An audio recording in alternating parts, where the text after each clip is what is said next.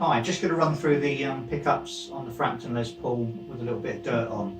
I'm running into a Roland Blues Cube Artist. It's an 80 watt amp, but it's got 4 separate power amps built in, and I've got it on the half a watt, I think it is, half a watt setting.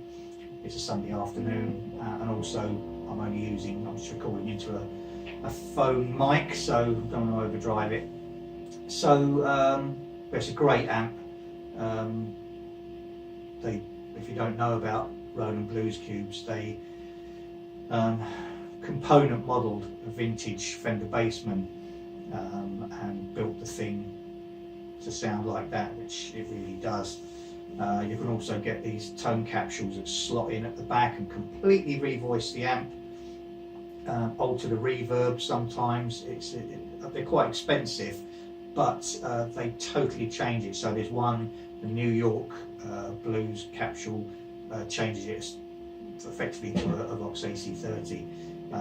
I've got an Ultimate Blues one, which turns it into a sort of a 6v6 power amp, sort of small, low wattage Fender amp, but I haven't got that installed at the moment, so this is the full beans, if you like, Fender Bassman sound. But I've got a Ramble FX Marvel drive running into it, which is running on 18 volts. If you don't know them, check them out. Ramble FX in America.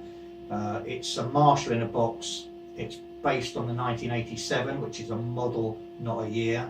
It's the sort of early mid-70s Marshall heads that they did, that people like, I think Paul Kossoff used. Really ballsy sounding. So this is on the neck pickup.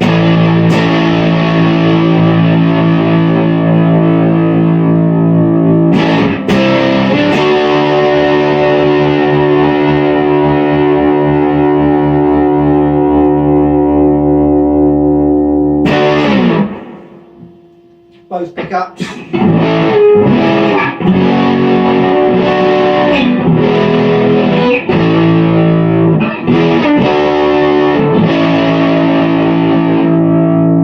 And the bridge.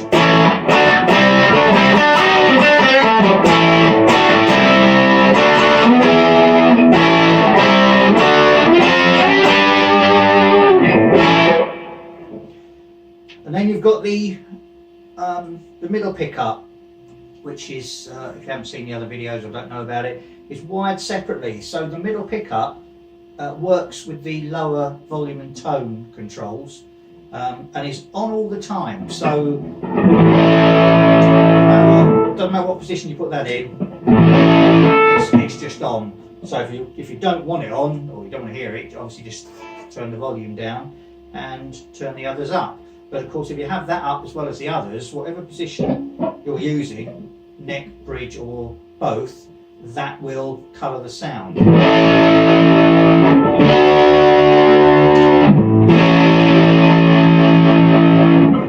I don't know if you'll pick this up on a little mic on my phone, but this is without the middle pickup.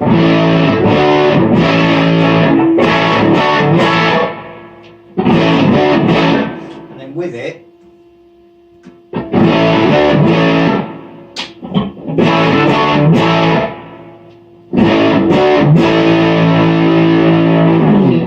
so what it does, it seems when you run it with the other pickups, it seems to sort of rolls off the treble or something.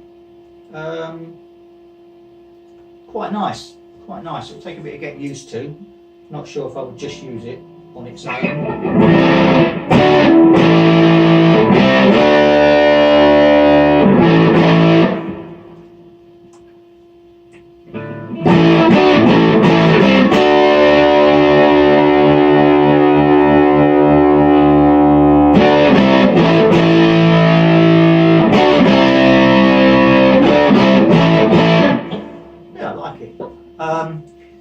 Again, if you haven't seen the other videos, being an Epiphone, I must admit, for the price point, this wasn't cheap. This is one of only 200 worldwide, and you know, they're for an Epiphone, they're expensive. Comes with a lovely case, and it comes with a certificate of authenticity hand signed by Peter Frampton, which is kind of nice to have. But I sort of expected this to come with Gibson pickups. I thought this might have burst buckers in it or 57 Classics or something. I've got 6 Epiphone Les Pauls here. 4 of them have got Gibson pickups in, factory fitted. The 1960 Tribute Plus, which I've got 2 of, the black one and the black cherry, have both got 57 Classics in. The one at the end there is a 1955 inspired by, that's got Gibson P90s, and then this one has got, this is a Custom Classic Pro, and it's got Gibson 490 and 498 pickups in. And they were sort of half the price of this, or just, you know, almost half the price. This was, say, for an Epiphone, quite expensive, but they've used Pro Buckers, Epiphone Pro Buckers in the neck. It's got a Pro Bucker 2 in the neck, a 3 in the bridge, and no, sorry, it's got a Pro Bucker 2 in the neck, a 3 in the middle, and it's got a Ceramic Plus in the bridge, which is a hotter sort of modern humbucker.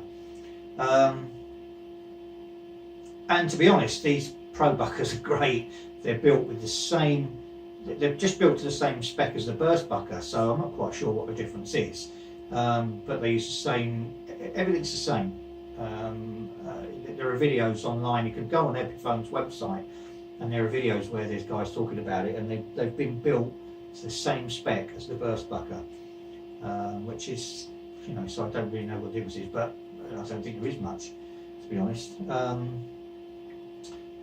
So I'm not bothered about that. I'm not worried that it's got Epiphone Pro Buckers in, because they just sound great. I mean, you know, that's there's nothing wrong with that.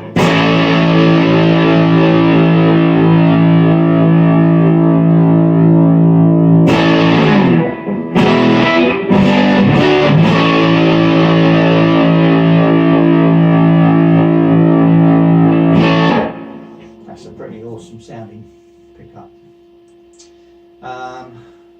So there we are. That's I've been running it through that Marshall pedal. I'll just take that off and put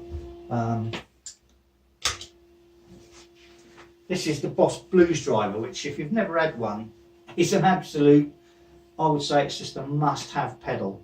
I only sort of recently discovered this pedal and how good it is. On my board I've got a few overdrives. I've got a JHS modded Soul Food, which is very clone-like. I've got a Keeley modded Tube Screamer.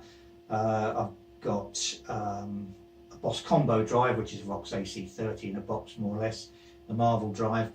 But the Blues Drive is just such a great sounding pedal. You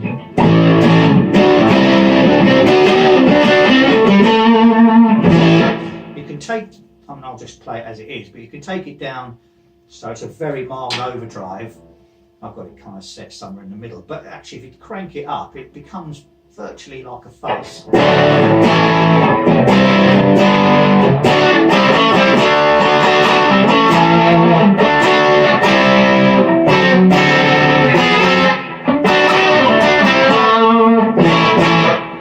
Really nice, really nice.